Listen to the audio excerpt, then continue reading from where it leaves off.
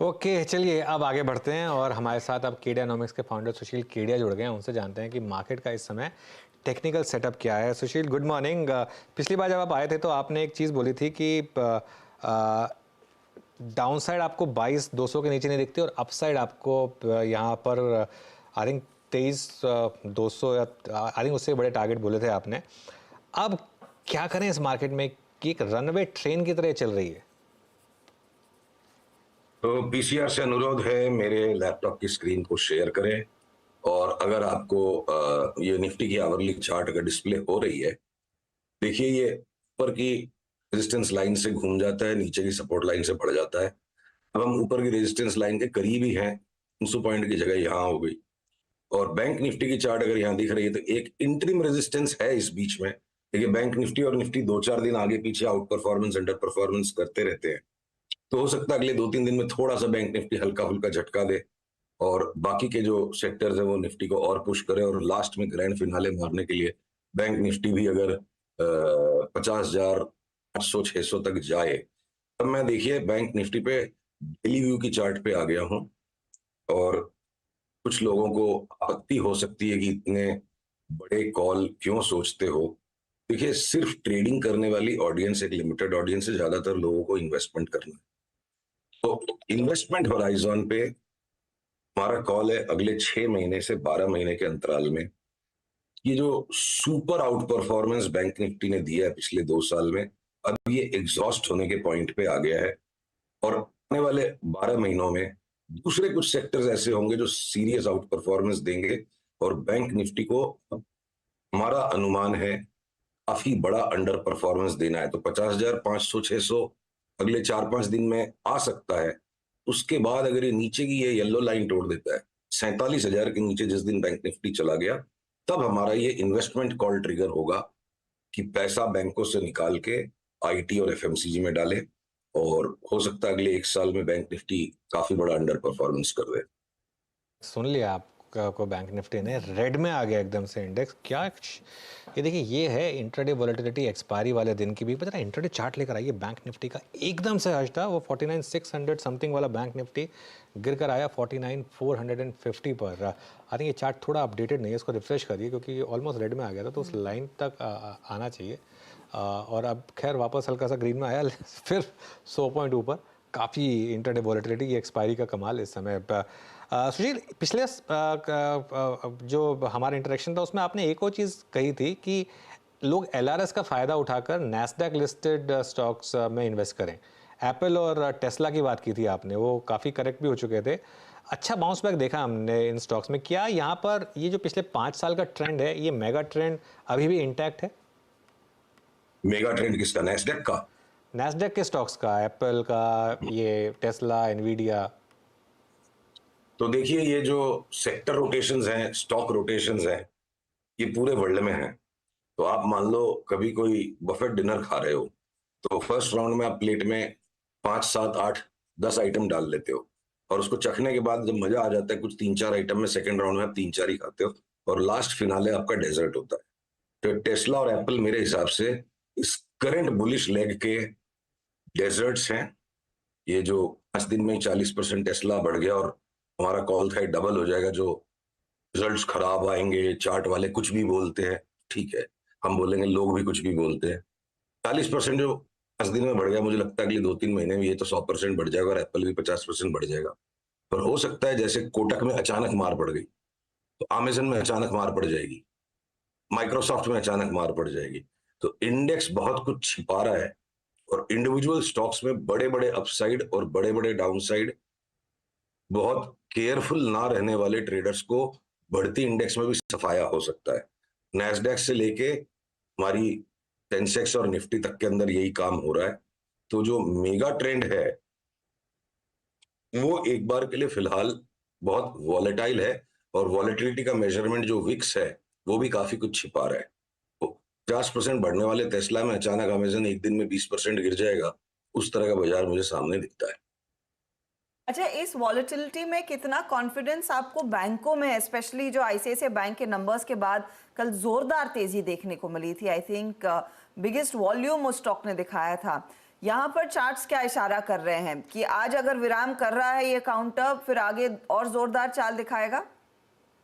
देखिए, मोटी बात है कि अगर बैंक निफ्टी में 1001 पॉइंट तक की जगह दिखती है जो कि 2% है, तो इंडिविजुअल जो उसके कंपोनेंट्स है, कोई सा 3-4% भी बढ़ जाएगा।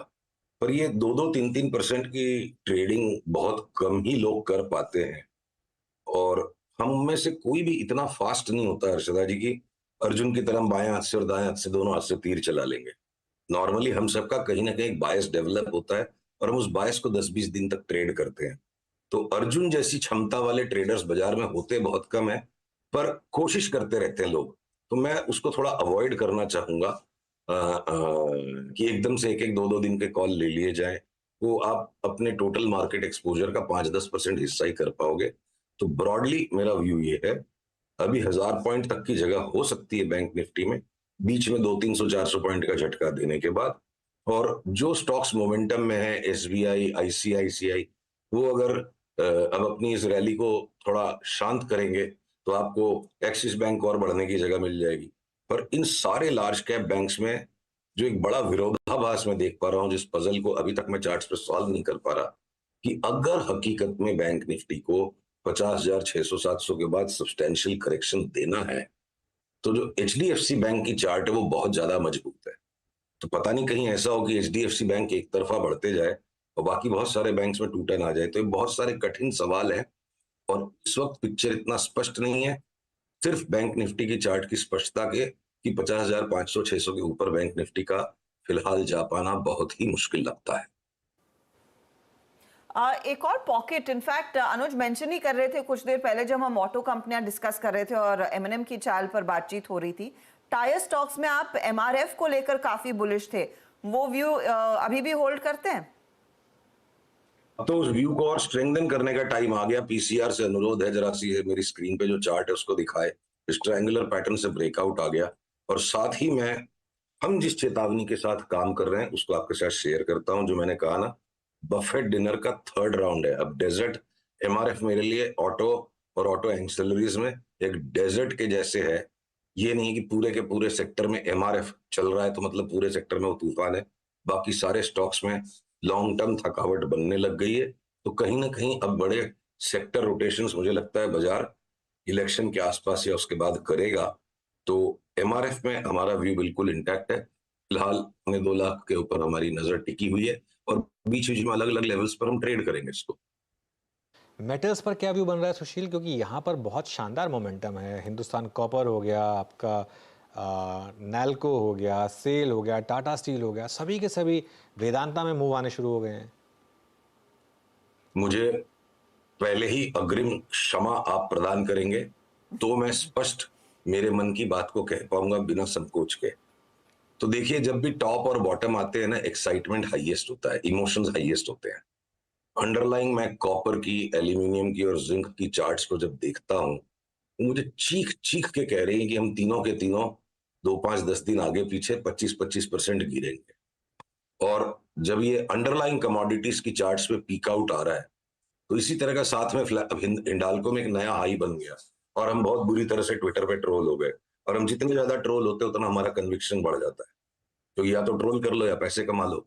तो अगर हिंडाल्को वापस 450 हो जाएगा, या ये हिंदुस्तान कॉपर, देखिए 2025 के व्यू पे इस 25% डिप के बाद वापस एक नया हाई सारे बेस मेटल्स में आना चाहिए। तो 25% अगर बेस मेटल गिर जाएगा, 40% अंडरलाइन कोई स्टॉक गिर जाए, 30% गिर जाए, तो हम यही कहेंगे हम बहादुर नहीं है, हम कमजोर हृदय के लोग हैं। हमें 100 रुपए का मेटल स्टॉक नहीं लेना है एक्सेप्ट जीएमडीसी। जीएमडीसी एमआरएफ की तरह मेटल्स का डेजर्ट स्टॉक है। डिनर कंप्लीट है और जैसे ही गेस्ट दरवाजे से निकलेंगे, जिस दिन सेल सिग्नल आएगा हम सबको शॉर्ट सेल करेंगे। 5 दिन 7 दिन हम रॉन्ग हैं, अच्छी बात है, हमें लास्ट का पैसा नहीं कमाना है। ओके, बिल्कुल। अच्छा, तो ये तो बात हो गई मेटल्स की। एक मेटल्स में रहते हैं, प्रेशियस मेटल्स पर आते हैं। आपने एक चीज़ कही थी कि गोल्ड और सिल्वर की अब पाताल लोक की चाल शुरू होगी यहाँ से, मतलब बड़ी करेक्शन। वो इंटैक्ट है व्यू? देखिए, पीसीआर से अनुरोध है, ये मेरी स्क्रीन से गोल्ड की चार्ट दिखाएं। ये कॉमेक्स वाला इस चार्ट है। तो एक इनिशियल डिक्लाइन के बाद अभी जो फ्लैगिंग पैटर्न बना गोल्ड में, इसमें भी वापस आज नीचे का डाउनसाइड ब्रेकआउट आ रहा है। तो अगली चाल मेरे को गोल्ड में यहाँ तक दिखती है, फिर ये रिबाउंड हो जाएगा, फिर ये यहाँ आ जाएगा, फिर यहाँ आ जाएगा। तो हर रैली में गोल्ड को बेचिए। ताल्लुक तो मतलब समझिए साल भर में अगर गोल्ड कोई अनहोने नीचे के भाव पे आ जाएगा तो कोई बड़ी बात नहीं है। मेरे को लगता है 1800 से जो इस साल की रैली शुरू हुई थी, जो लो था 1800 का, वो तो गोल्ड आसानी से तोड़ देगा ओवर ए टाइम।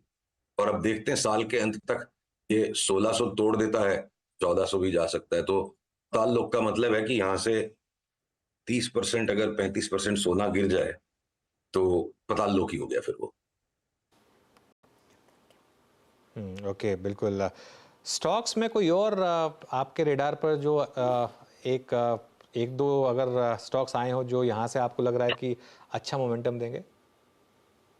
सभी सेक्टर्स में देखिए डेजर्ट टाइप की सिचुएशन है कि एक दो चीजों को खोजा जाए। पीवीआर पे जैसे हमारी पास में कई बार बात हुई है, अब पीवीआर को कोई दबा के बैठा हुआ है, काफी टाइम से दबा दबा के बैठा हुआ है। जैसे ही छूटेगा अगला पड़ाव सीधा 1510-20, फिर वहां थोड़ा करेक्शन देगा 1700। तो इंटरटेनमेंट में स्मूदेस्ट चार्ट पीवीआर की है। जी की चार्ट को देख के मुंह में पानी आता है, पर वो काउंटर पता नहीं किस तरह का हो गया, वो हिलता ही नहीं है, या सन टीवी नॉइज भी ज्यादा है। तो रिजेक्ट करते करते बाई डिफॉल्ट बचता है कि पीवीआर के अंदर अच्छा दांव लगा लो। अगर आपके वोडाफोन आइडिया में थोड़ी सी गैम्बलिंग इंस्टिंक्ट्स की जरूरत है, इसकी चार्ट को आप देखो, जिस तरीके से ट्रायंगुलर पैटर्न को तोड़ के निकला है। एक तरफ वोडाफोन के फंडामेंटल्स जो हैं सो हैं, और एमआरएफ के फंडामेंटल्स जो हैं सोने पे सुहागा हैं। चार्ट दोनों की सेम है। तो पोजीशनिंग ऐसी हो चुकी कि स्टॉक को और घटना ही नहीं है, तो कोई डिलीवरी लेके बैठे और ये वोडाफोन 18, 19, 20 हो जाए अगले 1-2 महीने में, तो मुझे आश्चर्य नहीं होगा। ये दोनों एक्सट्रीम्स के स्टॉक फंडामेंटल्स पे, या अगर आप सॉफ्टवेयर स्पेस में जो अब हम बहुत ज्यादा बुलिश पैटर्न्स को एक के बाद एक देखते जा रहे हैं। आज बिरला सॉफ्ट के रिजल्ट्स को लेकर के आपस में डिबेट है बहुत। रिजल्ट सॉफ्ट हैं, अच्छे हैं। नोमुरा ने 850 का टारगेट दे दिया, हमारी चार्ट पे हमको 1100 का टारगेट नजर आ रहा है। तो अब बहुत ज्यादा ट्रेडिंग करने की बजाय बड़े ट्रेंड्स को पकड़ के राइड करके, निफ्टी में कोई 1000-1200 पॉइंट के करेक्शंस कभी भी आते रहेंगे, तो भी हर सेक्टर में एक दो स्टॉक्स ऐसे हैं जहां से 30-40-50% तक की सवारी करने लायक पैटर्न्स और सिग्नल्स हैं। निफ्टी का खेल अपनी जगह पे अलग है। ओके, अच्छा, एक आखिरी सवाल थोड़ा संक्षेप में रखें। अगर आदित्य बिरला ग्रुप स्टॉक्स में कुछ पसंद आ रहा है आपको? तो वहां मैं थोड़ा विरोधाभास देख रहा हूं चार्ट्स पे, और मैं आशा कर रहा था कि आप मुझे आज ये सवाल पूछेंगे ही नहीं, बड़ा कठिन है ये सवाल। चार्ट्स पे हमारा ये व्यू है कि जितनी भी पॉजिटिविटी लोग फील कर रहे हैं आदित्य बिरला कैपिटल पे, तो देखिए ये चार्ट यहाँ पे डिस्ट्रीब्यूटिव है बिल्कुल, ठीक है। और उसी तरह से अब ये जो चार्ट्स है ना आदित्य बिरला कैपिटल की, ये हो गया एबीसी वेव। यहाँ से अब इसको अच्छा खासा करेक्शन देने की तैयारी में है स्टॉक किसी भी टाइम, और भी कुछ नहीं करेंगे, पर जैसे ही येलो लाइन टूट जाएगी, नहीं आज के लो के नीचे गया, आज के लो से और 2 रुपया नीचे गया, तो स्टॉक शॉर्ट सेल करने लायक होगा फॉर मिनिमम मूव टू 209। और वो भी टूट गया तो फिर ये कितना नीचे चला जाएगा अभी इसका अनुमान मैं नहीं लगाऊंगा। तो मेंटल परसेप्शंस अलग है, मार्केट अलग है। और एक क्विक पॉइंट अनुज में ऐड कर दूं, एफएमसीजी के स्टॉक्स जो पुराने जमाने की बढ़िया गुड क्वालिटी कंपनीज में सारी सोबर चार्ट हो गई, चाहे लीवर बोलो, ब्रिटानिया बोलो, नेस्ले बोलो, निफ्टी चाहे जहां भी चला जाए 1000-2000 पॉइंट करेक्शन, पैसा अगर एफएमसीजी के इन स्टॉक्स में लगाएं तो 25-30-35% तक की रिटर्न दिवाली नहीं तो क्रिसमस तक मिलने में मुझे किसी भी प्रकार का कोई भय नहीं दिखता है। अगर नहीं दिवाली तो क्रिसमस तक भी इन तीनों स्टॉक्स में मुझे 25-30% की पॉजिटिव रिटर्न दिखती है। तो एफएमसीजी में अच्छा खासा एक्शन जोर पकड़ता हुआ दिखाई दे रहा है। बहुत बहुत शुक्रिया सुशील जी हमारे लिए समय निकालने के लिए। Have a good day. अगले मंगलवार को फिर बातचीत जरूर होगी।